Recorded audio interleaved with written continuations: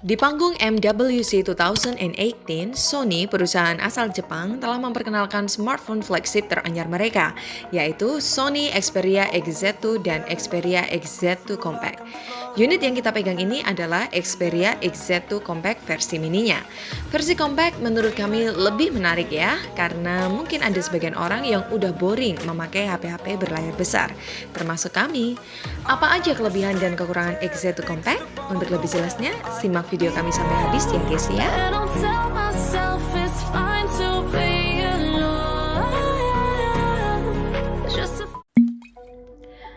Dimulai dari kekurangannya dulu ya guys ya, saya roasting ini HP. Jadi Sony fanbase jangan baper dulu ya. Yang pertama kita sorotin adalah bentuk bodi belakangnya yang tidak biasa secara subjektif. Maaf, kami cukup kecewa jika tidak mau dibilang jelek. Back body polikarbonat atau plastik sebenarnya bukan keputusan yang salah, apalagi di finishing dengan matte sehingga tidak mudah meninggalkan sidik jari.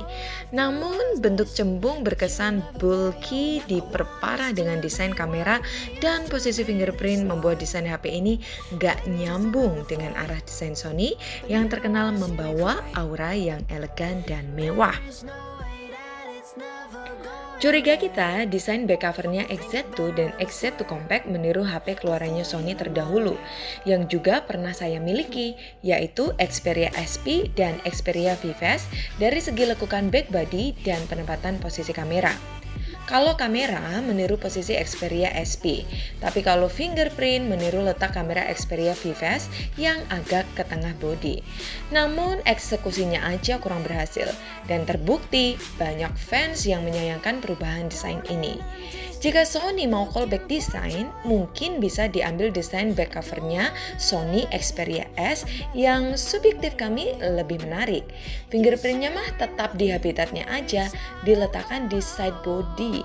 Ya, di situ aja udah paling benar. Bukannya sesuatu yang bagus tidak perlu dirubah.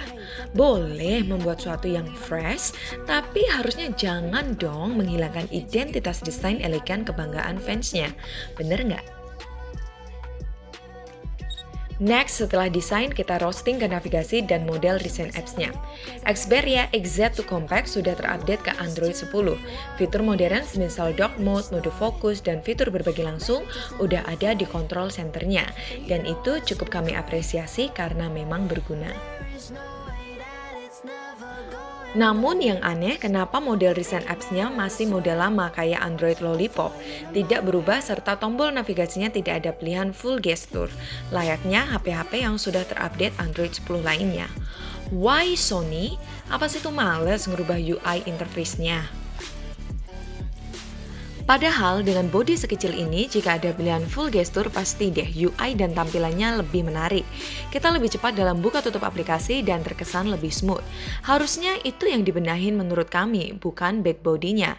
Emang sih ada caranya ngakali jadi full gesture, tapi ya harus ada bantuan dari PC. Jika usernya nggak punya PC kan susah. Toh sebenarnya fitur gesture harusnya sudah otomatis terinstall di Android 10.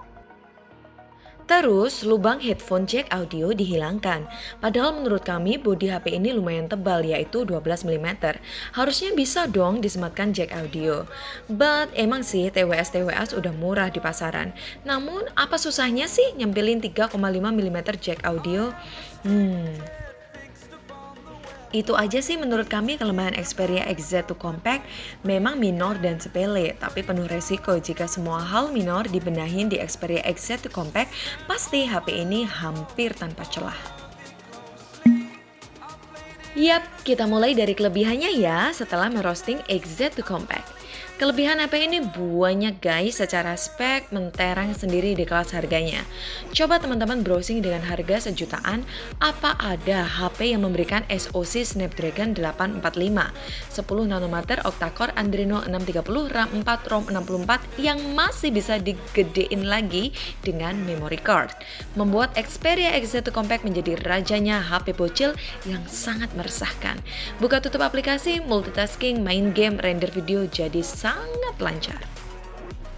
Layarnya berukuran kecil, 5 inch, tapi sudah bersifat Full HD Full Display berjenis IPS LCD dengan screen to body ratio 74%, dipadukan dengan kerapatan layar 483 dpi yang juga dilindungi oleh Corning Gorilla Glass 5.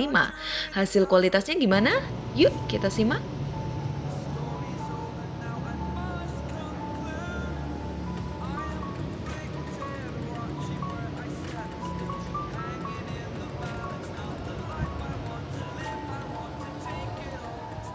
Suara yang dihasilkan Xperia XZ2 Compact seperti biasa, dual stereo atas dan bawah yang mana untuk seukuran HP yang berdimensi mungil dengan berat cuma 168 gram, semburan dual front speakernya cukup keras dan lantang.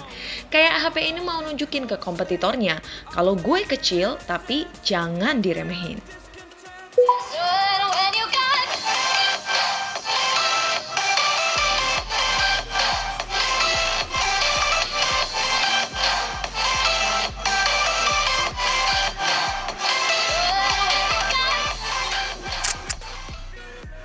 Soal kameranya gimana?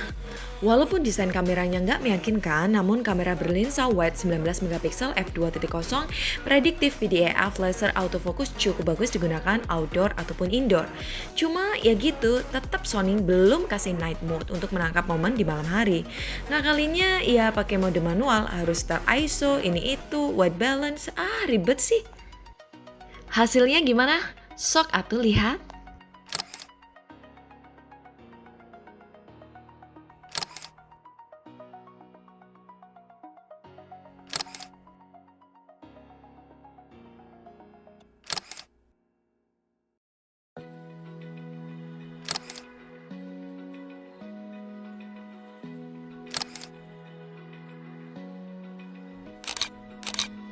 Tapi nggak apa-apa lah, nggak ada night mode-nya. Yang penting kualitas video Xperia XZ2 Compact stabil dengan adanya Gyro AIS yang disempurnakan dengan software Steady Shoot khas Sony dengan pilihan up to 4K 30 fps.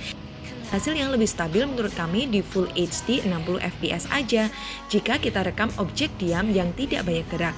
Namun jika banyak gerakan ya Full HD 30 fps aja supaya fitur Steady Shoot-nya on.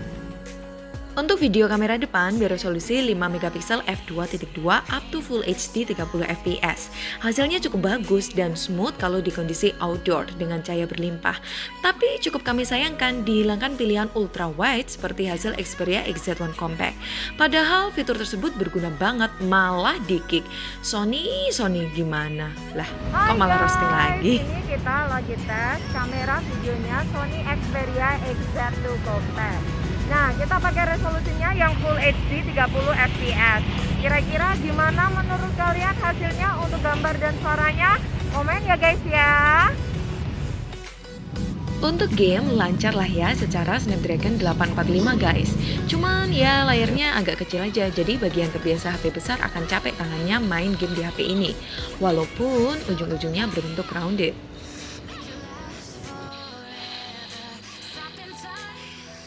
Baterai HP ini berukuran 2760 mAh Type-C didukung charge 18 watt.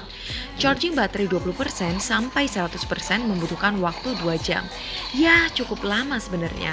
Namun, semua itu bisa terbayarkan dengan manajemen baterai HP ini yang bisa dibilang irit dalam seharian 1 kali charge aja jika teman-teman gunakan secara normal. Sesekali main game dan foto-foto. Apalagi nyalakan mode stamina-nya. Kami mulai dari jam 8 pagi sampai jam 8 malam, baru tersisa sekitar 15%. Kesimpulannya, XZ2 Compact bagi kami seri compact yang paling nyaman digenggam dan digunakan. Perombakan desain Sony yang disebut ambient flow memang mengikuti kontur telapak tangan manusia dalam menggunakan smartphone.